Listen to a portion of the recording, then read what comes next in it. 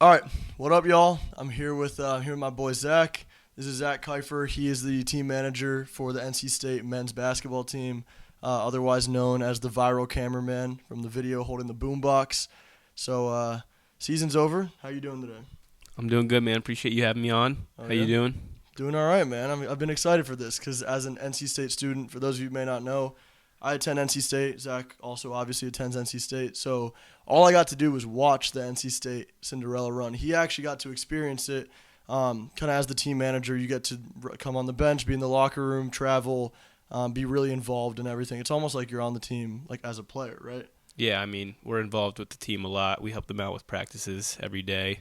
We're at every game. So, yeah, we're pretty much there 24/7. Absolutely, yeah. So we'll just go ahead and get started with kind of how did you get this position? Yeah, so I mean, the interesting thing about me, honestly, is that like I actually never played like organized basketball growing up. So, I mean, the last time I played like actual basketball was rec league when I was like 8 years old. I always played baseball, and that was always the sport that I was best at. So, I've told this to multiple people now, but like COVID was low key like a blessing in disguise for me because when everything got shut down, nobody was really able to do anything, and I had a basketball court in my backyard, so all I did was shoot for like countless hours. Mm-hmm. All I did was watch basketball, basketball, the NBA. That was really the first thing that came back on during COVID, so all I would do is watch basketball and shoot basketball. So, I mean, I kind of fell in love with basketball during then. And when we went back to school, I still played baseball because that was still the sport that I was best at. But like in the back of my head, I knew basketball is what I really wanted to do. Yeah. So coming to college, like applying to schools, I knew being a manager was something that I wanted to do. I kind of did a little bit of stalking on Instagram. Like when I knew I wanted to go to NC State, I found a current manager at the time. DM'd him on Instagram. Shout out to my boy Caleb for getting me the position. DM'd Oh him yeah. on Instagram, and then he basically was like, hey, you're going to have to help out for a couple camps. That was kind of like my tryout process. And then after the camps, heading into my sophomore year, they let me know that I was going to get the position to be a manager. And then ever since then, I've been a Yeah. manager. Heck yeah, dude. I mean, yeah, it's very. You always got to start kind of in the lower positions, and then just kind of work your way up. And I know you're telling me like you worked with the women's team a little bit, and like that kind of helped you out as well. So I mean, all of that. It's very cool, and then it ends up being your junior year. You're part of a Cinderella run to the Final Four. So Yeah. it's freaking electric. hmm But yeah, let's go. I mean, let's just dive into the meat and potatoes, like I like to say. You guys or we were on a 4-game losing streak going into the ACC tournament, and then we just turned up. So, like, what was that like? Like, what was it like being inside the locker room going into that tournament? Yeah, I mean, I'm not going to lie. Like, going on a 4-game losing streak, losing sucks, especially in college sports, because you have all these diehard fans that are low-key, like, turning their back on you once it's getting late in the season and you're not doing as good as you know that you could be doing. Like, it's human nature to want to know what people are saying about you. So everybody's going to look at their phone. Everybody's going to look at Twitter. And there was a lot of fans saying a lot of stuff about our team, how, like, the season's over and stuff like that. But, like, in the locker room, we still had belief. Like, I remember Jordan Snell, who's one of the walk-ons on the team, he was telling me that, like, he texted in the group chat after we lost to UNC at UNC in the regular season that, like, it's okay, guys. Like, we're still going to win the ACC Championship. And Yeah, obviously, like, confidence. it was a little bit of a joke, but like we still all had that confidence in ourselves. Like we knew that we were a good team. Like we played Tennessee down to the wire early on in the season. We beat Clemson, who made the Elite Eight at Clemson. Like we have shown throughout the season that we were a good team. So even though we were on this 4-game losing streak and the vibes were probably at an all-time low at that point, like we still had belief in ourselves. And all we knew that like if we got hot, like there was really no teams that could stop us, and that obviously showed during the season and Yeah. or during the postseason and obviously into the Final Four. So, as someone who was a part of the locker room, what did change? Like, in your opinion, what changed that finally triggered this run? I honestly think like it was just people like locking in more. Like I know it's cliche to say, but Yeah. like guys like DJ Horn, DJ Burns, and Casey, these games were going to be their last games of their collegiate career. So I think it was a sense that all these guys in the locker room, they came together. They wanted to make these last games for those 3 guys super special, and like everybody kind of just like knew there was one common goal. Like at that point, we all knew that the NCAA tournament wasn't going to be in play unless we won the ACC tournament. It was just the reality of the situation. Which is crazy. We were so bad in the regular season that we could have made it all the way to the championship, lost, still not get it. Yeah, I know. Even heading into the UNC game, we still knew maybe there was an outside chance. If everything fell our way, that we could still make it even if we lost to UNC. But at the end of the day, we got that far and we weren't going to go back now. So we knew that we had to beat UNC to still make the tournament. And I mean, everybody just who in your opinion locked in? If you had to pick one guy from being there, who would it be? I mean, I would say DJ Horn was going on this crazy run, but I don't know if you remember, he didn't play in the Louisville game because he had that injury. He had that groin injury. He got hurt during Pitt, and when he came back, there was a killer instinct in his mind. Once we got that one against Louisville, we started developing this confidence. Winning is honestly the best feeling. I hate losing more than I like winning, but winning is still a great feeling. And once you get one, you know that you can roll that into the next game and just keep it going. Absolutely. Yeah. I was on it. Yeah. I mean, DJ Horn was – everyone talks about Burns, obviously, but DJ Horn was easily just as instrumental, if not more, because in reality, guard play as you go on in the tournament does matter more, in my opinion, than big play. Yeah, correct? I mean, there's a reason, in the national championship, there's a reason that UConn won. Obviously, they have Donovan Clingan, but guys like Tristan Newton and Cam Spencer, they came to play and they shut down guys on Purdue, Braden Smith, Fletcher Lawyer, and Lance Jones. Those guys really didn't do anything. They let Zach Edey try and beat him one-on-one, and obviously Purdue wasn't successful doing that. Exactly. Yeah. Yeah. I mean, absolutely. Speaking of Purdue, let's talk about it. We had won how many games going into that? 9? Yeah, we had won 9 straight. We had won 9 straight. We go into that game. Obviously, we were confident that we were going to win. NC State fans, the team. What do you think went wrong in that game? What do you think went wrong? Yeah, I mean, obviously Michael's injury hurt a lot. Coming into the game, I was fully confident. I know a lot of the players. There was no way in our mind that we were losing. We all had the belief that we were going to win this game and we were going to go on to the national championship.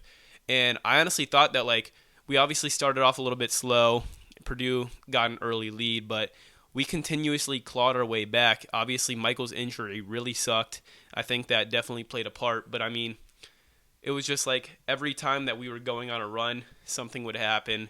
And, that's basketball at the end of the day. Sometimes that happens. Sometimes the shots don't fall. And we were shooting so well throughout the entire run, and it just so happened that our worst shooting day in the past 9 to 10 games happened to be against Purdue. Was it from a fan perspective watching, because I'm thinking you might know a little bit about the coaching for that game, was the plan to let Middlebrooks or whatever big man was on Edey go one-on-one and just make him beat you?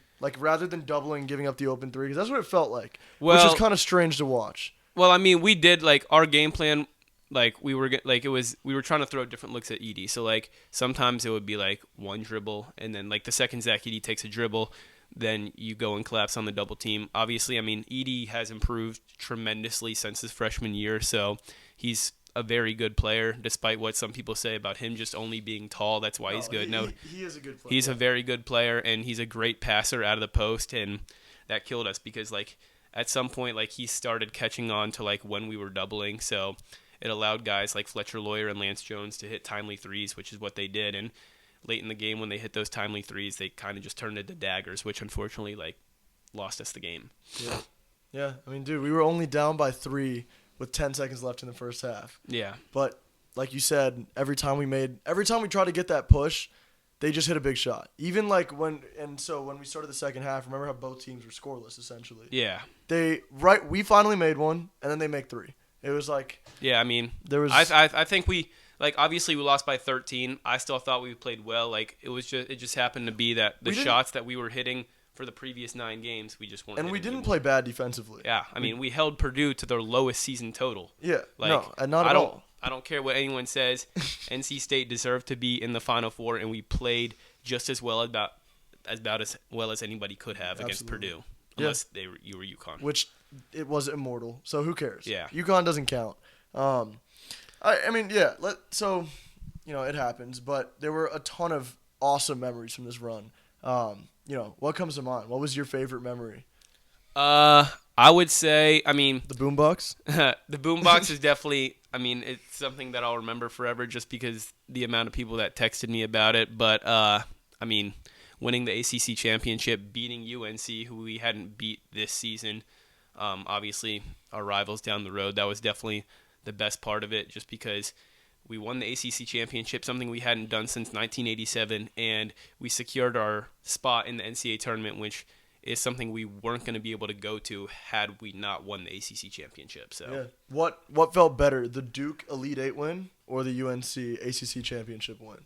I mean, I personally hate UNC more than I hate Duke, so I'm going to have to go with the ACC Championship win. But we got to cut the nets, though. I got to cut the nets for both. That is true. That is true. So, luckily for me, I got to cut the nets for both. So, I got to experience both. Both were obviously, I mean, top 2 memories of all time, both of those games. But I'm going to go with UNC over Duke, but still both great memories. Yeah. Yeah. Do you have any untold stories from the run? Anything that, like, you know, that you're allowed to say? Yeah, I mean, the NCAA is very strict when it comes to the tournament, on like who's allowed in the locker room at certain times. And obviously, I have to do my managerial jobs first. So I'm not in the locker room as much as the players are, obviously. So I don't really have any stories per se like during the run, but I can tell you the story about how the boombox came about. So absolutely. For those of you that don't know what we're talking about, there's a video of us coming out of the locker room. It's like DJ Byrne, DJ Horns. If you guys have seen the video of the 49ers where they come out and they're blasting the Kodak song, what is it, like Gremlin or whatever? Yeah, it's kind of similar to that, but he was the one holding the boombox in this video. Yeah, so I mean, I've gotten a lot of Instagram comments tagged at me like Zach Kifer's invited to the cookout and stuff like that. They're very funny. I've got that video sent to me a million times. But yeah. So the original way of it, the boombox starting is we were at Clemson and I just got done rebounding and I ran into the locker rooms like after we're done rebounding for the guards with like 13 minutes left. After we're done rebounding for the guards with like 13 minutes left, we all run back in the locker room. We all get changed. Coach gives a speech and whatnot. So I'm running into the locker room to try and get in there before all the players do. So I'm not like getting in the way of his speech or whatever. So I get in the locker room, I change, I come out, and Jordan Snell, who I mentioned earlier, one of the walk-ons, he tapped on my shoulder and he's like, Zach, I need you to carry out this boombox for us. And at first I was like, okay, like I didn't really know what was going on. And I like grab it. I grabbed Breon's phone. And he was like, just start playing this song. And it was obviously Boss Man D-Lo, Get In With Me. But that was the first time I had ever heard it. So, like, I didn't know any of the words to it. And nobody has this video because nobody's videoing us against Clemson. But I'm just bopping my head. Like, I don't know any of the words. I'm not singing anything. But, like, we're standing right outside the tunnel. We got Clemson fans, like, yelling stuff at us. It's like, I don't know what I'm doing, honestly. I've never heard the song in my life. I'm just holding this little JBL speaker because at the time we didn't have that big NC State boombox. I'm just holding this JBL speaker. We got Clemson fans yelling at us, but we ended up getting the win, which was like one of the biggest wins of the regular season for us. So everyone was like, we got to keep on doing it. Like, we got to keep on doing it. So we kept on doing it. We did it throughout the regular season.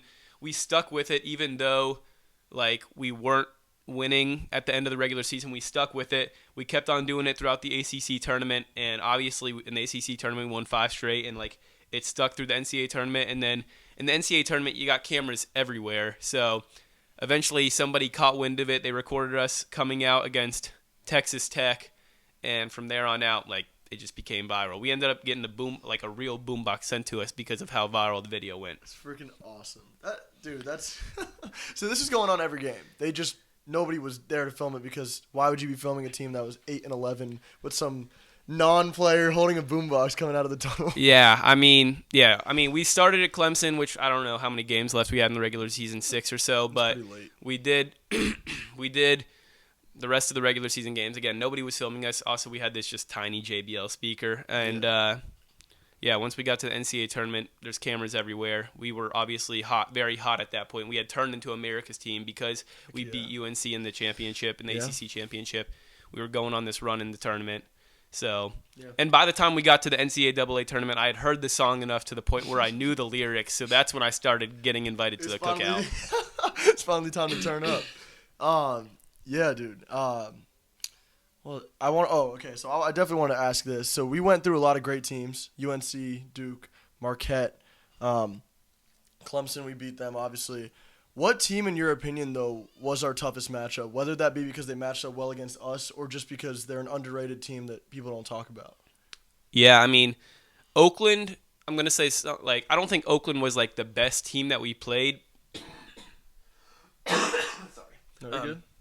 Yeah, I don't think Oakland was the best team that we played talent-wise, but like just the zone that they ran and the fact that they did have Jack Golke, who was like you couldn't help off of because he just had a strap on him and was like literally making every three at that point. He turned into America's like hero for one game because he beat Kentucky.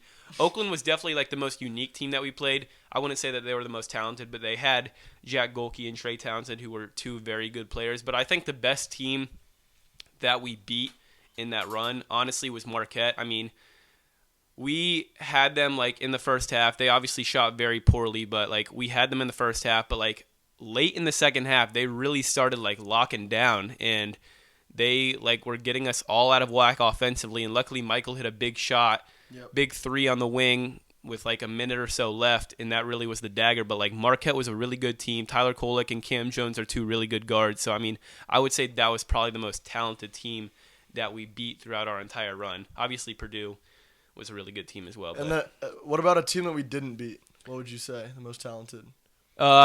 so in the regular season, I would say Pitt. I mean, like I know they didn't make the tournament, which is another conversation, but like they're really talented. They got two really good guards with Bub Carrington and Jalen Lowe, and Blake Hinson is just one cold dude. Like he can make a shot anywhere on the court. He can put a body into you. He's just a very good player. And obviously they beat us twice.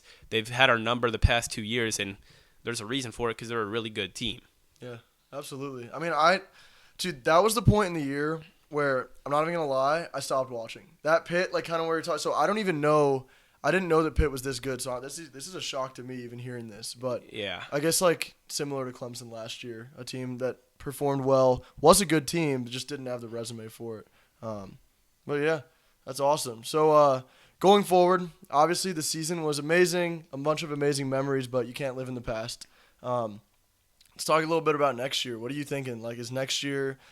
I know Burns is gone, Horn is gone, Morcell is gone. Correct? Yeah. What do you think we have it in us to make another an awesome run, a special run? Are we going to have to go through like a Cinderella ACC tournament run again? What are you thinking? I mean, well, with obviously today's college basketball landscape, like we're gonna have a new team next year. Like we're obviously bringing back guys like Michael, Mo, Ben, and JT, like four guys who are very good rotational pieces for us. But we're still gonna have to fill the role. We're still gonna have to fill like the minutes and points that Horn and Burns and Morcell provided for us. And obviously those four guys are going to step up. Breon's going to give us some really good minutes next year too. But like we're going to get what about guys. Huntley Hatfield. Yeah, we're going to get guys out of the portal like Brandon Huntley Hatfield. Obviously we're going to need more than just him because we're going to have a lot more scholarship spots to fill.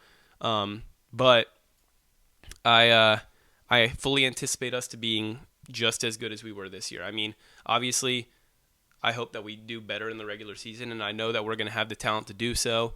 And obviously, it's extremely difficult to make it to the Final Four, but I think we are going to have the talent in us once again to make a deep run in March, hopefully win another ACC championship. I do believe that we will have what it takes to go far in March again. If you were to pick one guy for next year that's going to be the reason that we accomplish this goal that you're hoping that we do, who would it be? Who's taking that next step? I think JT can. I love JT Taylor. I think JT can definitely like step more into the DJ Horn role and be like that primary creator off the bounce for us. And he's a better defender than Horn was, if I'm right. Yeah. I mean, so he's definitely a two-way player. I think I like that. I like Taylor a lot. If you were to pick a guy, like I heard Bronny James might transfer here. Obviously, it's probably unlikely. He might even go to Duquesne. I saw that too. Is there any transfer that would be, because you're very plugged into the college basketball world, is there any transfer that would be like the dream as far as fitting on this team? I mean, in your opinion? I think, personally for me, I would love to have Jeremy Roach. I know he went to Duke and he's in the portal now. He's testing the NBA waters. He may end up going to the NBA, but I think Jeremy Roach could be a great like DJ Horn for us. Absolutely. And as for yourself, are you going to be fulfilling the team manager role for your senior year? Yeah, I plan on it. Absolutely. Yeah. And then after that, you're going to graduate. What's the ultimate goal? What do you want to do with yourself? I guess, where do you see yourself in 5 years? I fully anticipate on trying to pursue a career in basketball. So I'm gonna go all in on trying to hopefully get a graduate assistant position after I'm done with undergrad, whether it be here at NC State or another school. I'm gonna try and get a GA position on a staff, and hopefully just work my way up. And obviously the dream would be being a college basketball coach. But at the end of the day, I really just want to work in basketball. So for the record, this guy knows more about hoops. I could ask him where any guy that played in the NBA in the last 30 years went to college, and it's just snap. It's just he's Caleb Martin. Where? I mean, NC State and Nevada. Yeah, but that's such a random name. Even if it wasn't NC State, he's snapping it. So dude, your ball knowledge, the experience you've gotten here, I think you would in fact make a great coach. So that's definitely an awesome thing to pursue, and I think it'll work out, man. Even if it's in 8 years down the road, and you start at some small school assistant coach. Yeah, I mean everybody's path is different. Nate Oates was a high school basketball coach. Coach Keese was a prep school basketball coach before getting into a head coaching job at NC State. So I mean everybody's path is different. So I'm just gonna put my head down and grind, and hopefully get to the top one day. Heck yeah, dude. Yeah, it was awesome talking ball. I appreciate you coming on the channel and doing this episode with me. And hopefully next year we'll run this back, and it'll be lifting the banner, the ultimate banner, and talking about that. Yeah, that's right. But yeah, until then, appreciate you guys tuning in. This is really fun. Obviously, I go to NC State, so it's always good talking to somebody that's the manager for the NC State team. But like I said, thanks for tuning in. This would be, I guess, episode 8 or 9, and hopefully we have many more to come. I did tell you guys on the last one, we will be doing a UNC wide receiver, so hopefully that comes very soon. And until then, see y'all later. Peace.